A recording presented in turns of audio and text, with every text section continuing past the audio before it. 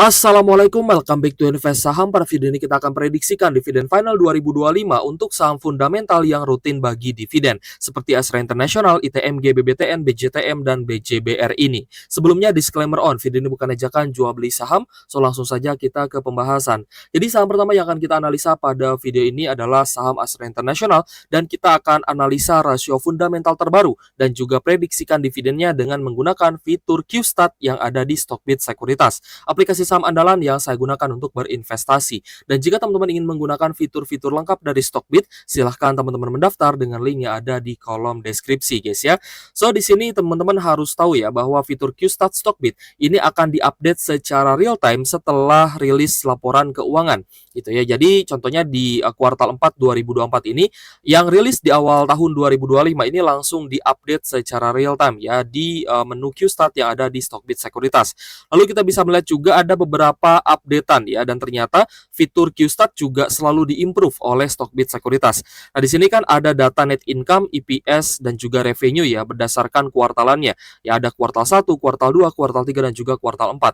Tapi ternyata di bawah data ini terbarunya ya, updateannya itu ternyata ada data dividen gitu ya, ada data dividen per share-nya, data dividen payout ratio, dan juga dividen yield. Nah, ini bisa langsung teman-teman lihat guys ya, dan tentunya akan diupdate berdasarkan hasil dari RUPS tahunannya. Nah, tapi tentu saja data di tahun 2025 ini tetap harus kita prediksikan guys ya, berdasarkan data yang ada untuk full year 2024 gitu ya. Jadi data untuk net income ya, EPS yang akan dibagikan sebagai dividen ya di tahun 2025, datanya itu dari tutup buku 2024. Jadi teman-teman harus paham dulu nih ya dari mana uang pembagian dividen itu ya. Jadi pembagian dividen itu akan diambil dari hasil kinerja full year 2024 yang akan dibagikan tentunya di tahun 2025 ini sebagai dividen final. Nah, jadi kita akan coba bahas terlebih dahulu ya terkait dengan perkembangan rasio fundamental untuk saham Astra International. Astra International di hari Jumat sebelumnya memang cukup hari Kamis ya. Hari Kamis sebelumnya itu cukup sideways dan kita lihat ada kenaikan ya di akhir sesi 2,5%. Dan jika kita perhatikan ya berdasarkan valuasinya sih masih cukup menarik ya, di mana PE ratio-nya di angka 5,8 kali dengan PBV di bawah 1. PBV 0,93%. Ini menunjukkan bahwa PBV dari Astra International ini sudah cukup murah berdasarkan valuasi price to book value gitu ya. Lalu kita lihat juga berdasarkan net income dari dari Astra International. Di sini ternyata ada kenaikan gitu guys ya, terutama pada kuartal 3 ya 2024 di mana labanya naik secara year on year dari 8,2 triliun menjadi 9,9 triliun. Nah, inilah yang menyebabkan laba Astra International pada full year 2024 ini masih mengalami kenaikan gitu ya, meskipun kenaikannya tidak terlalu tinggi. Ya dari 33,8 triliun menjadi 34 triliunan, yang artinya ada potensi dividen dari Astra International ini akan sedikit lebih tinggi. Either itu memang dari EPS-nya yang ada sedikit kenaikan atau memang dari dividen payout ratio yang bisa saja ya dinaikkan oleh manajemen dari Astra International. Nah, untuk EPS-nya sendiri naik ya dari Rp835 per saham menjadi Rp841 per saham. Nah, data inilah yang akan kita gunakan ya untuk memprediksikan dividennya nanti. Lalu berdasarkan balance sheet ya, kita lihat juga ini masih cukup oke, di mana total asetnya masih lebih tinggi dibandingkan total liabilitas gitu ya. Total asetnya mencapai 472 triliun, sedangkan liabilitas di 201 triliun. Total ekuitasnya juga masih lebih tinggi ya dibandingkan dengan hutangnya. Ya, ekuitas Astra International mencapai 213,1 triliun rupiah ya, jadi masih cukup tinggi. Lalu kita lihat net profit margin Astra International juga masih oke di angka 9,6%, which is secara rasio fundamental ya Astra International sebenarnya masih layak untuk di hold dan untuk invest jangka panjang selama sahamnya masih rutin bagi dividen. Jadi Astra International ini memang ada beberapa ciri ya, di mana pembagian dividennya itu biasanya menunggu anak usahanya terlebih dahulu bagi dividen. Misalkan contohnya seperti UNTR, lalu ada AALI atau Astra Algo Lestari. Nah, setelah anak usaha Astra International ini bagi dividen, maka selanjutnya yang terakhir adalah Astra International bagi dividen. Nah, di sini juga di QStat Stockbit ya langsung terdapat dividen history. Jadi teman-teman bisa melihat ya historical dividen dari sebuah saham itu langsung di fitur QStat. Jadi sangat lengkap sekali guys ya fitur QStat ini, apalagi setelah diimprove oleh Stockbit Sekuritas ya. Teman-teman bisa menggunakan dan tentunya ini akan sangat mempermudah analisa kita. Oke guys, langsung saja kita akan prediksikan guys ya untuk dividen Astra International.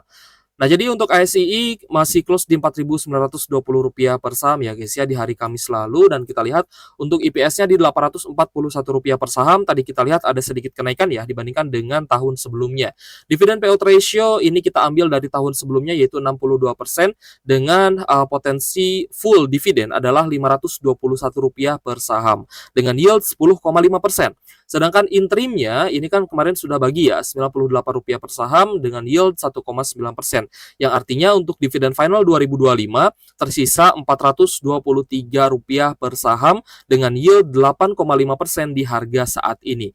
Nah, jadi kalau misal teman-teman perhatikan ya, di harga saat ini pun sebenarnya Astra International itu masih cukup menarik, baik dari sisi valuasi maupun dari sisi teknikalnya. Seperti itu ya, karena dividen yield Astra International untuk dividen final mencapai 8,5%, digabung ya, jika teman-teman kemarin sudah ambil interimnya juga ya yang 1,9% ini, maka teman-teman total dapat 10,5% untuk dividen yield-nya seperti itu. Nah, meskipun memang usaha dari Astra International ini sangat banyak ya dan diversified ya, anak usahanya juga banyak, ada di sektor finance, otomotif ya guys ya, suku cadang, lalu alat berat dan pertambangan lainnya yang juga diurus ya oleh United Tractors.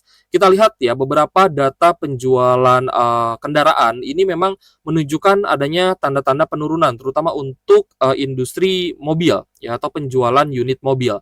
Di mana penjualan mobil ya pada awal tahun 2025 ini ternyata mengalami penurunan guys ya. Nah, sebesar 11,3% seperti itu. Ini dari pabrik ke dealer. Sedangkan dari dealer ke konsumen juga mengalami penurunan 18,6%. Ini pada Januari 2025 gitu ya. Lalu pada Februari 2025 ternyata penjualan mobilnya ada kenaikan 16,7% dan merek Toyota ini menjadi mobil terlaris ya guys ya dengan penjualan 24.300 unitan. Lalu merek Daihatsu yang kedua dengan penjualan 11.900 unit. Nah, jadi memang data ya di awal tahun 2025 ini menunjukkan adanya tanda-tanda pelemahan daya beli masyarakat gitu ya. Meskipun pada Februari ada kenaikan 16%, tapi di bulan Januarinya ada penurunan ya 18,6% year on year seperti itu. Lalu bagaimana data penjualan motor? Nah, untuk penjualan domestik ya guys ya ternyata ada kenaikan 3,7% dibandingkan dengan Januari ya. Ini data Februari 2025 dibandingkan dengan Januari. Jadi secara monthly ya. Lalu untuk data Januari 2025 juga kita lihat ya ada penurunan secara year on year dibandingkan dengan Januari 2024. Jadi memang masih cukup stagnan ya untuk penjualan motor. Sedangkan untuk ekspor kita lihat ada kenaikan ya. Penjualan motor ekspor ini ada kenaikan ya pada bulan Februari itu 7,3%, sedangkan pada Januarinya naik 18,5%. Jadi lebih banyak ya kenaikan penjualan motor dibandingkan dengan penjualan mobil. Kita lanjut ke saham selanjutnya yaitu saham ITMG. ITMG masih cukup sideways di Rp22.950 per sahamnya. ITMG ini adalah perusahaan di sektor batubara guys ya. Jadi teman-teman juga harus melihat ya beberapa sentimen terkait dengan DHSDA dan juga kenaikan royalti batubara. Apakah itu akan menekan kinerja ITMG ke depannya? Nah, ini kita pun masih penasaran ya bagaimana hasil dari kinerja ITMG pada kuartal 1 2025 nanti. Tapi sebaiknya kita akan analisa dulu ya dan kita akan prediksikan untuk dividen ITMG. Nah, kalau misal kita lihat dari valuasinya, ITMG ini masih cukup menarik sebenarnya ya, di mana PER-nya di angka 4,2 kali dengan PBV 0,8 kali, yang artinya secara valuasi ITMG ini masih cukup murah. Lalu kita lihat dari sisi net income, ternyata net income dari ITMG ini mengalami penurunan gitu guys ya. Dari 7,7 triliun ya pada full year 2023 menjadi 6 triliunan saja pada tahun 2024. Sebenarnya hal ini hal yang cukup wajar ya karena harga acuan batubara kan turun gitu ya. Jadi wajar net income-nya turun, EPS-nya juga turun. Untuk EPS-nya juga turun ya dari 6.836 menjadi Rp5.349 per saham, yang nantinya angka ini akan dibagikan sebagai dividen final di tahun 2025 gitu ya. Teman-teman juga bisa lihat ya di sini historical dividennya, payout ratio-nya berapa persen ya, dividen yield-nya berapa persen. Nanti kita akan prediksikan juga untuk teman-teman ya untuk dividen final 2025 ini. Lalu kita lihat ya di mana total liabilitas ITMG ini masih sangat rendah ya dibandingkan dengan total ekuitas dan asetnya. Jadi masih sangat sehat guys ya perusahaan PT Indo Tambang Raya Megah ini. Terutama untuk investasi jangka panjang, dan teman-teman masih bisa berharap dividen akan dibagikan secara rutin. Lalu kita lihat dari sisi profitabilitas ya, net profit marginnya 15,7% yang artinya masih cukup tinggi untuk profitabilitas dari saham ITMG ini. Dan kita pun melihat ya bahwa historical dividen ITMG ini tidak pernah absen bagi dividen ya guys ya. Bahkan di tahun pandemi, di tahun 2020, 2021 pun ini masih bisa bagi dividen. So langsung saja kita akan prediksikan ya untuk dividen ITMG ini kita sudah catat ya di fitur chartnya Stockbit ya guys ya, agar teman-teman juga bisa melihat nih pergerakan harganya seperti apa. Oke guys, untuk EPS ITMG sudah kita catat ya di sini di Rp5.349 per saham dengan dividen payout ratio ini asumsinya di 64%. DPR ini sebenarnya bisa naik bisa turun ya tergantung dari hasil RUPS tahunan nanti. Kalau misalkan manajemen ingin menaikkan rasio dividen, maka DPR-nya akan naik ya. Mungkin bisa ke 70%. Kalau misal turun mungkin akan ke angka 60%-an seperti itu. Jadi untuk dividen fullnya itu di Rp3.423 per saham ya dengan yield 14,9%. Untuk interim yang sudah dibagikan kemarin adalah Rp1.228 per saham dengan yield 5,3%. Ini bisa teman-teman lihat di sini ya untuk dividen interimnya itu di Rp1.228 per saham. Jadi untuk dividen final yang potensinya ini akan dibagikan guys ya oleh ITMG adalah Rp2.195 per saham dengan yield 9,5%. Ini yield hanya final aja. Ini dividen finalnya cukup besar ya, 9,5%. Tapi kalau misal kemarin teman-teman masih hold ITMG dan sudah dapat interimnya yang yieldnya mencapai 5,3%, maka jika teman-teman nanti terima dividen final, nanti yield teman-teman akan naik ya menjadi 14,9% gitu ya. Jadi lebih untung ketika teman-teman tetap hold saham ITMG meskipun harga sahamnya ini sempat turun ya dari 28.600 turun sampai di area low kemarin di 21.500-an. Tapi untuk invest jangka panjang ITMG ini masih sangat bagus. Kita akan lanjut ke saham BBTN. Nah, BBTN ini sudah mengumumkan untuk pembagian dividen finalnya ya guys ya, karena kan BBTN lalu ada BJBR dan juga BJTM itu dia bagi dividen 1 tahun sekali. Nah untuk BJTM kita lihat ya untuk rasio fundamentalnya terlebih dahulu ya guys ya, berdasarkan valuasi PE ratio di angka 4,13 kali ya dengan PBV 0,3 kali. Nah memang harga saham BBTN ini sudah turun cukup dalam ya dari 1.300-an ke Rp885 per saham di penutupan hari Kamis kemarin. Tapi kita pun melihat bahwa penurunan harga saham ini membuat valuasi BBTN menjadi semakin murah gitu ya. Dan kita lihat dari sisi net income ternyata ada penurunan ya dari 3,5 triliun menjadi 3 triliunan saja. Tentu saja ini akan mempengaruhi besaran dividen yang akan dibagikan oleh BBTN. Nah, di sini kita lihat ya untuk EPS-nya juga turun dari Rp249 per saham di tahun 2023 menjadi hanya Rp214 saja ya per sahamnya untuk saham BBTN ini. Jadi ketika net income-nya turun, ya maka EPS-nya juga akan turun sehingga akan mempengaruhi besaran dividen final yang akan teman-teman terima karena kan BBTN ini dibagi dividennya hanya 1 tahun sekali. Untuk EPS-nya Rp214 per saham tadi kita lihat ada penurunan guys ya. Untuk dividen payout ratio kita asumsikan di 25% ya, sama dengan tahun sebelumnya. Maka dividen yang bisa dibagikan oleh BBTN adalah 53,5% dengan yield 6%-an. Kita akan coba lihat ya, kita bandingkan dengan yield di tahun sebelumnya yang ada di angka 6%. Yang artinya BBTN ya secara besaran dividen yield ini akan sama. Tapi jika kita perhatikan dari harga saham ya yang turun dari 1.500 ke 800-an, sebenarnya ini adalah penurunan besaran dividen gitu guys. Jadi meskipun yieldnya sama tapi besaran dividennya berbeda. Ya tahun lalu itu kan bagi dividen sebesar Rp53 per saham ya. Yang tahun sebelumnya itu di sekitar ya 53. Nah tahun ini ini TMG ya. Ya 53,5 ya guys ya. Jika kita lihat di tahun sebelumnya itu 49. Oh ternyata ada sedikit kenaikan ya untuk dividen di tahun 2025 ini ya. Tapi dari yieldnya sih di angka 6% gitu ya. Berarti yieldnya pun ada kenaikan ya dari yang tadinya mungkin di angka 3% atau 4%-an ya. Oke guys, jadi untuk dividen yieldnya, oh iya nih guys ya ada datanya ya 3,6%. Ya sorry ya, saya agak keliru tadi ya. ternyata ada kenaikan ya dari sisi imbal hasil dividen yield dari 3%-an ya, 3,6% menjadi 6% ya. Makanya saya agak bingung nih. Harusnya naik ya, dividen yield-nya naik karena harga sahamnya kan udah turun. Ya artinya dividen yield-nya harus naik. Nah, itu tadi saya kurang lihat data gitu ya. Tapi ini sudah jelas ya bahwa ketika harga saham turun, maka dividen yield yang akan teman-teman terima itu akan lebih besar gitu ya. Jadi misalkan gini, teman-teman beli di harga tinggi nih, di 1.300 apa di 1.500 gitu ya. Maka dividen yield yang akan teman-teman terima ini tidak akan 6% sebenarnya. Ya mungkin hanya sekitar 3-4%-an saja. Tapi berbeda jika kalian itu beli di harga bawah gitu ya, di 700 atau di 800-an, maka teman-teman akan mendapatkan imbal hasil dividen yield yang lebih tinggi. Nah, itulah keuntungan dari beli di harga bawah gitu ya. Apalagi kan saham-saham ini sangat rutin bagi dividen. Selanjutnya kita akan bahas juga saham BJBR ya. Untuk Bank Pembangunan Daerah Jawa Barat dan Banten kemarin sempat terkena kasus korupsi ya, dan kita berharap di tahun 2025 ini BJBR masih akan bisa bagi dividen. Nah, untuk BJBR ada kenaikan di hari Kamis lalu 2,4% di Rp830 per saham, dan kalau misalnya kita lihat berdasarkan rasio fundamental ya, valuasi BJBR ini harga semakin turun maka valuasinya semakin murah.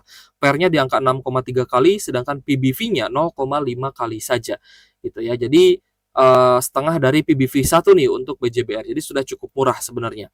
Namun kita melihat bahwa net income dari BJBR juga turun. Dari 1,7 triliun ya turun hanya tinggal 1,3 triliun saja. Lalu kita cek EPS-nya juga turun dari Rp169 per saham jadi Rp130 per sahamnya. Nah, di sini kita akan prediksikan ya untuk dividen BJBR. Nah, BJBR untuk EPS-nya di Rp130 per saham, dividen payout ratio 56%, dengan potensi dividen yang dibagikan adalah Rp72 per saham dengan yield 8,7%. Memang secara yield masih cukup menarik ya, tapi berbeda dengan teman-teman yang mungkin masih floating loss di harga atas ya, maka mereka pastinya dalam posisi yang nyangkut gitu ya, dan kita belum melihat ya adanya sentimen positif untuk kenaikan dari BJBR itu sendiri. Tapi overall sebenarnya BJBR ini masih rutin bagi dividen dan belum absen gitu ya bagi dividen. Di tahun pandemi pun BJBR ini masih bisa bagi dividen. Teman-teman bisa lihat di dividen history ya. Di sini kan tahun pandemi pun masih rutin bagi dividen. Jadi apakah masih layak untuk di averaging down? Saya rasa masih bisa. Ya masih ada peluang untuk teman-teman melakukan averaging down dan terus dapat dividen. Nanti kalau misalkan harga sahamnya naik atau secara perhitungan dividen itu sudah menutupi kerugian teman-teman ya, atau sudah menutupi floating loss teman-teman, baru teman-teman bisa pindah ke saham lain yang menurut kalian itu lebih baik untuk invest jangka panjang. Nah, itu bisa dilakukan guys ya untuk memitigasi resiko. Kita lanjut ke BJTM guys. Untuk BJTM juga di hari Kamis ya ada kenaikan 2,4% close di Rp500 per saham.